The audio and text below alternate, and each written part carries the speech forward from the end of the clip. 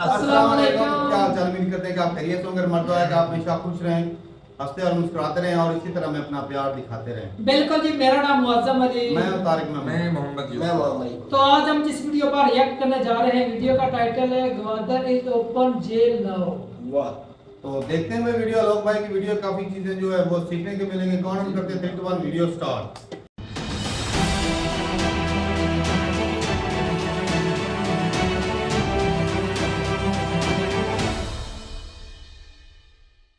इस वीडियो में बताई गई सारी जानकारी पब्लिक प्लेटफॉर्म पर उपलब्ध है। इसमें ऐसी कोई जानकारी नहीं दी गई है जिससे हमारे सुरक्षा बलों की गोपनीयता भंग होती है। डिफेंस डिटेक्टिव सेना का सम्मान करता है और उन्हीं जानकारियों के आधार पर काम करता है जो सार्वजनिक रूप से मौजूद हैं।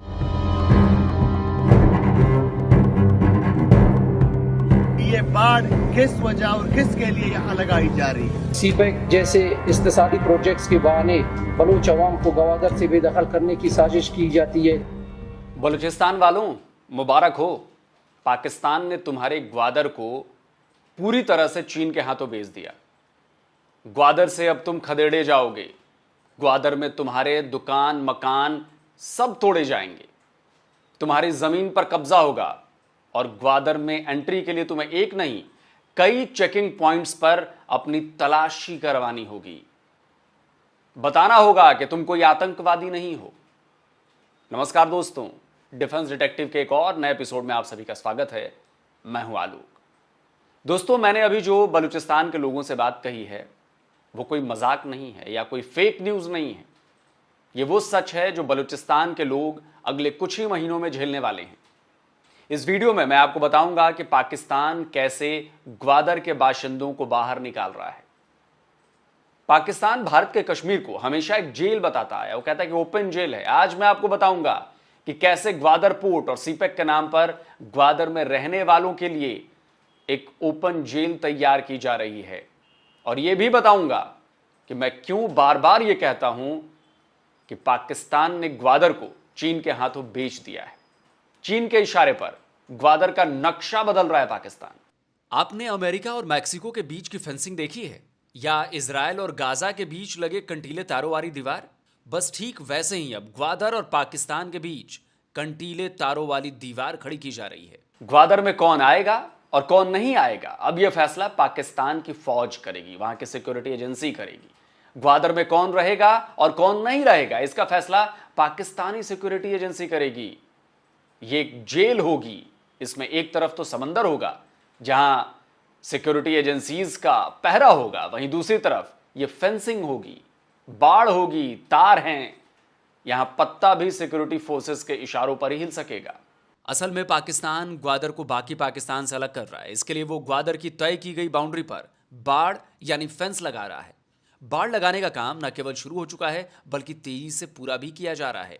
बाड़ लगाकर पाकिस्तान ग्वादर के आम लोगों की एंट्री पर रोक लगा रहा है। ग्वादर जाने के लिए कुछ खास चेकिंग पॉइंट्स बनाए जा रहे हैं जहां लोगों को अपनी चेकिंग करवाकर अपनी पहचान बताकर ही अंदर जाना होगा।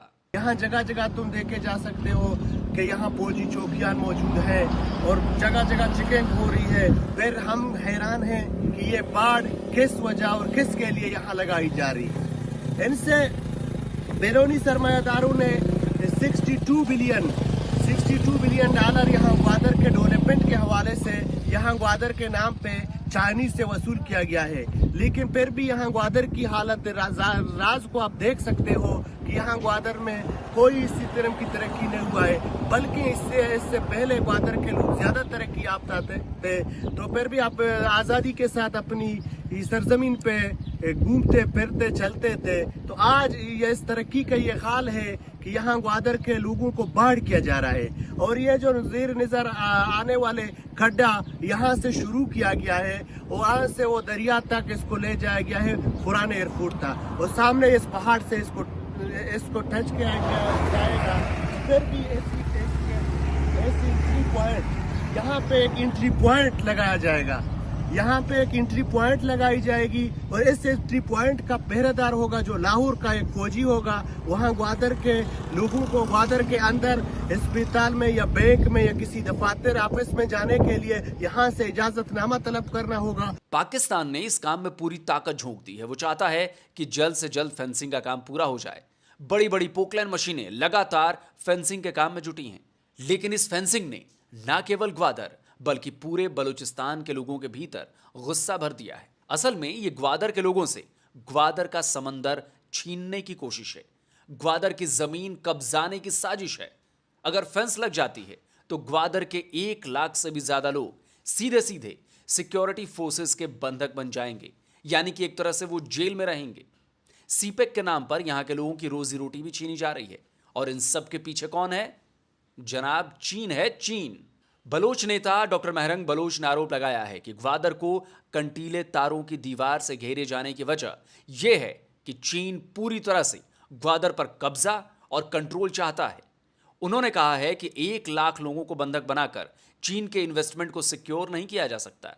यह ग्वादर के लोगों को अपमानित करने, उनके आंदोलन को कुचलने, समंदर में उनके मछली मारने के हक को छीनने की कोशिश है। महरंग बलोच ने कहा है कि हर 1 किलोमीटर पर लोगों की तलाशी लेना, उनसे पूछताछ करना सिक्योरिटी नहीं है। यह उन लोगों को बेइज्जत करने, उन्हें दबाने का तरीका है। और यह सब केवल और केवल चीन को फायदा पहुंचाने और ग्वादर को पूरी तरह से चीन के कंट्रोल में देने के लिए किया जा रहा है। वैसे मैं आपको बता दूं कि ग्वादर को ओपन जेल यानी कि खुली जेल बनाने का काम 2020 में ही शुरू हो गया था। उस समय भी ग्वादर के बाहर फेंस लगाई जा रही थी, लेकिन तब लोगों के विरोध के बाद इस काम को रोक दिया गया था।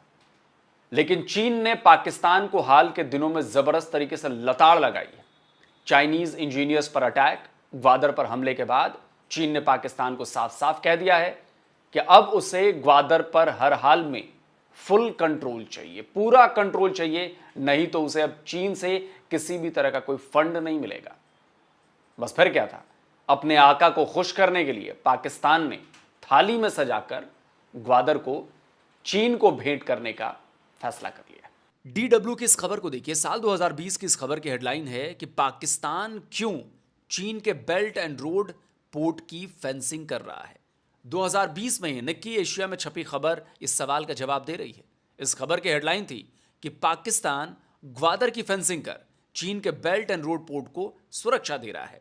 दोस्तों, इस बात में कोई दो राय नहीं कि आपके यहां अगर कोई इन्वेस्टमेंट करे तो आप उसे फुल प्रूफ सिक्योरिटी मुहैया करवाएं, उनके प्रोजेक्ट्स को, उनके मैन पावर को सिक्योर करें, उन्हें सुरक्षा दें।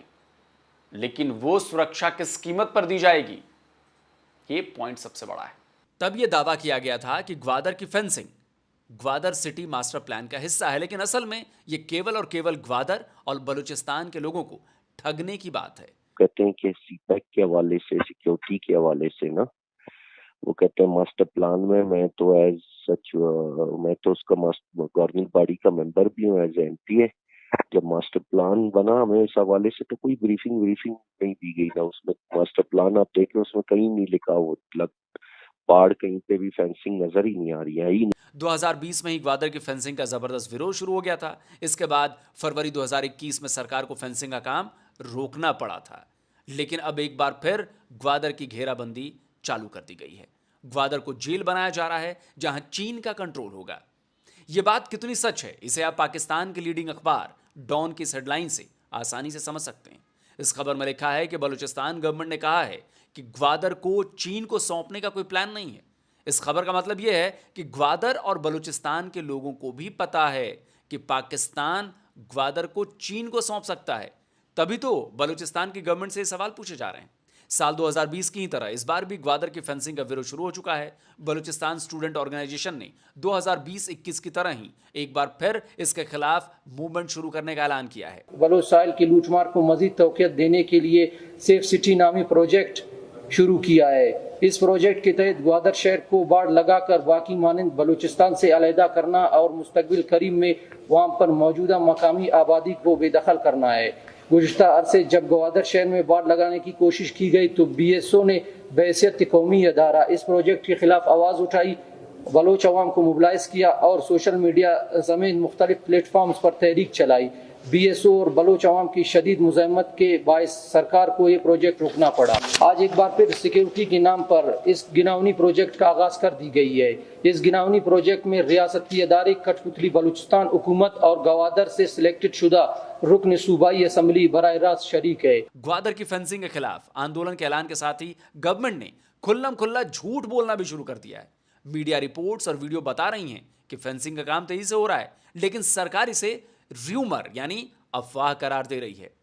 पाकिस्तान में मानवाधिकार और फोर्स्ड डिसअपीयरेंस के खिलाफ काम करने वाली संस्था पंख ने भी अपनी रिपोर्ट में ग्वादर की फेंसिंग के बारे में बताया है। अब एक और बात समझ लीजिए कि ग्वादर के लोगों को चीन की इस जेल में बंधक नहीं बनाया जाएगा।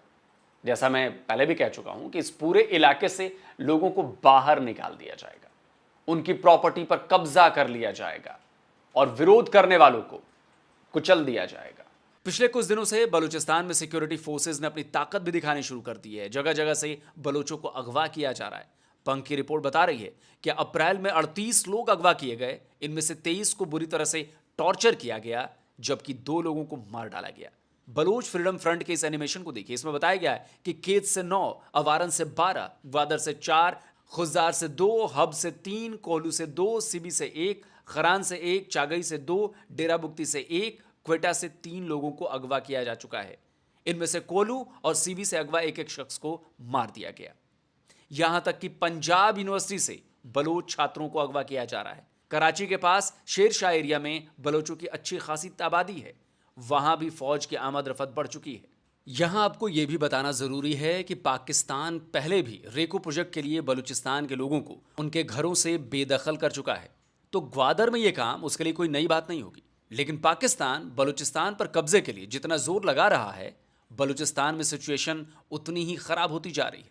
अब यही देखिए, ग्वादर में एक बार्बर शॉप में काम करने वाले 7 पंजाबी वर्कर्स को गोली मार दी गई। ये सभी अपने क्वार्टर में सो रहे थे। इसके अलावा और भी कई जगहों पर हमले हो रहे हैं। कहने का मतलब यह है कि पाकिस्तानी गवर्नमेंट की नाकारी और उसकी चीन से मोहब्बत ने बलूचिस्तान ही नहीं, पूरे पाकिस्तान के लोगों को दोज़ख में धकेल दिया है। पाकिस्तान की जो हालत है उससे साफ नजर आ रहा है कि वो अपना सब कुछ बेचकर भी चीन का कर्जा जो है वो चुका नहीं पाएगा, और चीन भी इसी का इंतजार कर रहा है। वो अभी सिक्योरिटी के नाम पर ग्वादर पर कंट्रोल चाहता है। कल को वो कर्ज नहीं चुकाए जाने पर इस पोर्ट पर पूरी तरह से कब्जा कर लेगा, जैसा कि उसने श्रीलंका में हम्बनटोटा पर किया है। अब भाई, चीन ने ग्वादर पर इतना बड़ा जुआ खेला है, पाकिस्तान की कंगाली और वहां के सिक्योरिटी कंसर्न्स को जानते हुए समझते हुए सीपेक पर इतना पैसा झोंका है, तो वो तो उसे छोड़ने वाला नहीं है ना। चीन तो पाकिस्तान से पाई पाई वसूलेगा, भले ही इसके लिए उसे ग्वादर पर कब्जा ही क्यों ना करना पड़े। मुश्किल तो ग्वादर और बलूचिस्तान के लोगों की बढ़ने वाली है। ओपन जेल में ग्वादर के लोगों का जीना मुहाल होने वाला है।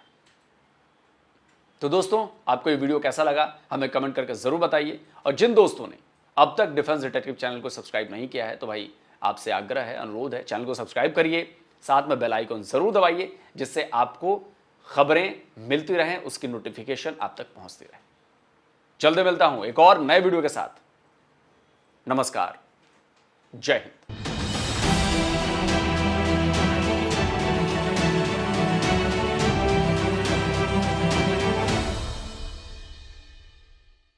वीडियो खत्म हो गई भाई।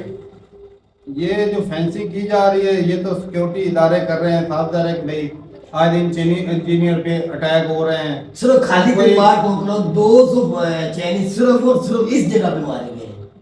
पूरा पाकिस्तान अलग की बात है। तो भाई जो बलोचिस्तान वाले अब ये आवाज उठा रहे हैं कि ये हमें जेल बनाई जा रही, तो ये इस वक्त आवाज उठा लेते ना उन बलोचों के खिलाफ जो आज इन चाइनीज पे अटैक करते थे, तो तब ये ना होता, मसला ही ना चाइनीज पे अटैक होता, ना ये फेंसिंग लगती, ना ये जेल बनती। चाइना को तो मार रहे हैं, चाइना के इंजीनियर को तो मार रहे हैं कि वो जमीन कब्जा है, मान लिया भाई हमारी हुकूमत ने ग्वादर को बेच दिया।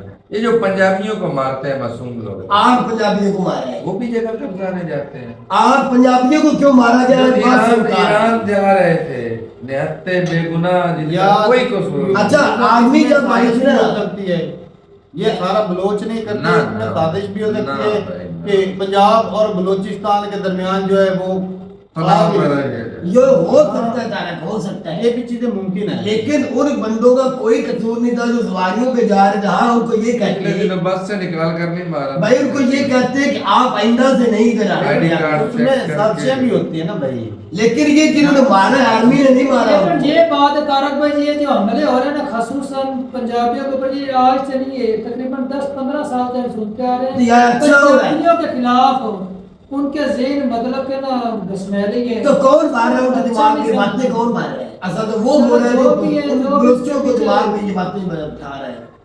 और आज भी पंजाबियों को मारते फौज, क्या है? फौज का काम ही ये बनता है। अब फौज उधर खड़ी हुई है, वो इसीलिए उन बंदों को अगर रोक ये रहे हैं। भाई साहब फेंसिंग लग रही है तो इसके जिम्मेदार भी बलोच खुद है। बिल्कुल। ना चाइनीज पे इंजीनियर पे अटैक करते हैं, ना ये हालत होती। भाई साहब इतनी वो प्राइवेसी खराब हो जाती है ना बंदे की। यहाँ पे हमारे पास ना जेल है, बिल्कुल सेंट्रल जेल, जो 1.5 किलोमीटर के फासले पे है। यहाँ पे कुछ दहशतगर्द पकड़ के रखे गए थे, और यकीन मानो हमारा तो दिन में 10-10 दफा जो चक्कर लगता था वो शहर में। और भाई हर दफा आते जाते चेकिंग होती थी। तलाशी भी होती। 10 इतना- जगह पर तलाशी होती वही है। ना, वो हमें खुद मतलब इतनी मतलब बेइज्जती भी फील होती है। एक बंदे का टाइम जाया होता है कि भाई अगर ज्यादा लंबी लाइन लगी तो सबको तलाशी देने में भी दिक्कत होती है। बिल्कुल। अगर कोई साथ में लेडी हो तो उसको जो वो साइड पे लेडी उन्होंने रखी उसकी तलाशी अलग से होनी है। तो ये खराबी होती है। जिस दिन उन तीनों बहुत को फर्क खांसी पड़ता है। हुई थी ना, उसके बाद कभी तलाशी हुई आपकी?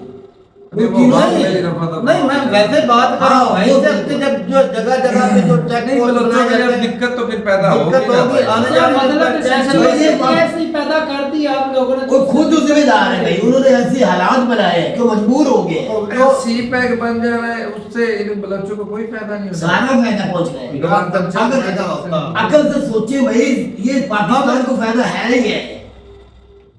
सोचने की यार बात है।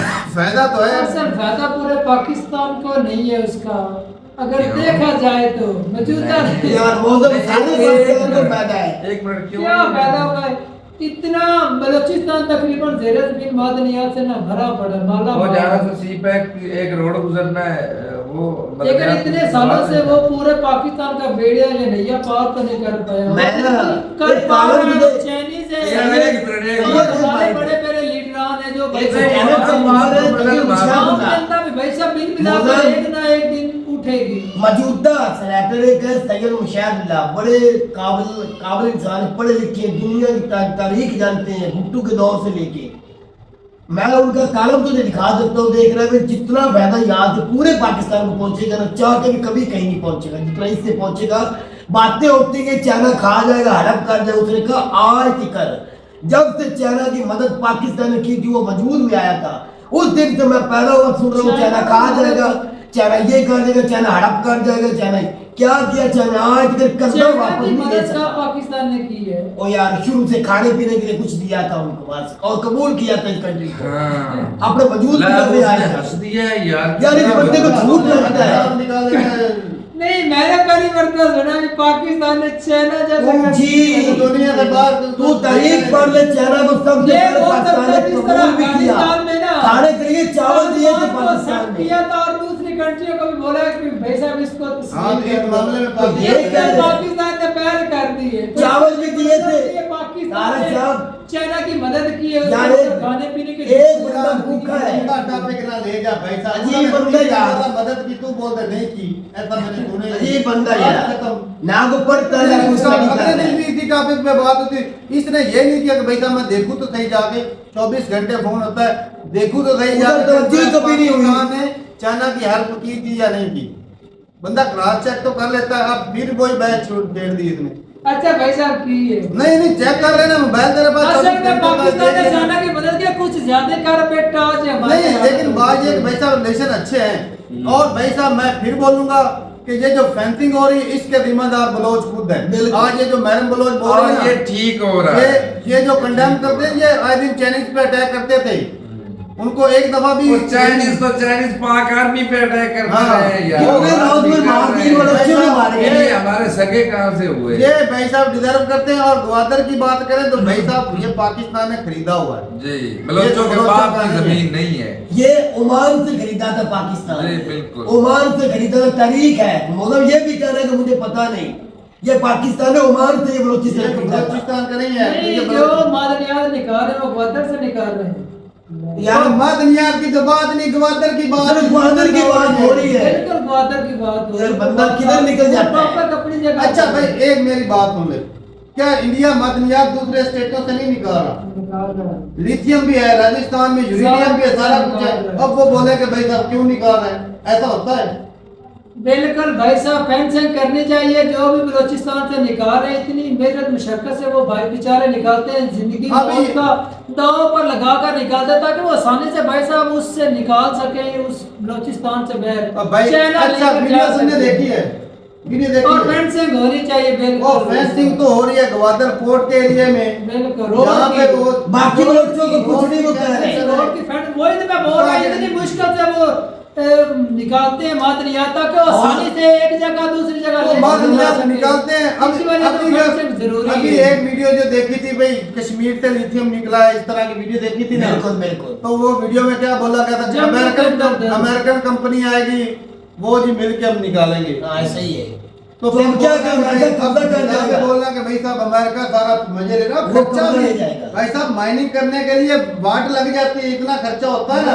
चाइनीज इतना कंपनी आसान मिला नहीं है, है, इंडिया आसान। निकाल है, इंडिया के पास तो इकोनॉमी भी तकड़ी है, बिजनेसमैन भी तकड़ी है, बिल्कुल हर लिहाज से हर लिहाज से वो पाकिस्तानी चाइनीज सफीर मिला है आसम मुनीर साहब को। उसने कहा कि हमारे इतने चाइनीज यहाँ मारे गए हैं, इसकी सिक्योरिटी आपने जिम्मा उठाया था, आपने लिखा हुआ है, फिर भी सिर्फ 200 हमारे चाइनीज यहाँ मारा गया, इसीलिए ये मोहम्मद साहब हो रहा वो है। 200 जो इंजीनियर मरा है किसी कंट्री का मरा हो, तो फिर पता चले भाई साहब के वहाँ सिक्योरिटी देनी है या नहीं देनी। यार फायदा पहुंचाने के बजाय उनको ही कत्ल हाँ, करते अरे हैं। उसको तो सिर्फ इस चीज से तकलीफ है कि चाइना हमारा फ्री में माल लेकर जा फ्री में नहीं लेता, ये फ्री में एक यूं नहीं दे 30 सकता। किलो सोना निकाले, 2 किलो पाकिस्तान के हिस्से में आता, और वो भी तो निकालने में तो खुद निकाल लो, खुद निकाल लो, हिम्मत है तो निकाल लो, खुद वो निकाल लो। ढूंढना निकालना थोड़ा खर्चा होता है। इसको ये पूछो इससे। माइनिंग करना इतनी आसान होती है? अजीब बंदा है भाई। और तकलीफ होती तो खुद निकाल लो ना। तुम्हारे यहाँ पे अपने मट्टी तो नहीं जाना चीजें ना, हैं। यहाँ पे तुम्हारे अपने पास भी एक पैसा है, मिनट तुम्हारे भाई, एक अपने मिनट। पास सारा यहाँ पे कुछ जो है। भट्टे पे मट्टी ले जाते हैं ना, वो 2000 रुपए एक धीरे कर जाते, सिर्फ मट्टी उठा के उधर फेंकनी है। उसका किराया लेते हैं। और वो कितनी गहराई में जाकर वो ट्रकों से बड़ी बड़ी मशीनरी से खुदाई करके वहां से निकालना, और भाई कहाँ पर मिलता है कहीं पर नहीं मिलता, हाँ। वो ढेर सारा खर्चा होता है। माइनिंग इतनी आसान नहीं होती। तो ठीक है भाई, बाकी भाई ये बलोच जो है ना उनका अपना ही है कसूर के जो आज उनकी ये साथ ये हो रहा है। और उन घटिया लोगों की वजह से जो फंडिंग खा के अटैक करते थे, चाहे वो अमेरिका से फंडिंग खाते थे, चाहे इंडिया से उनको फंडिंग मार खाते दी थे, आर्मी।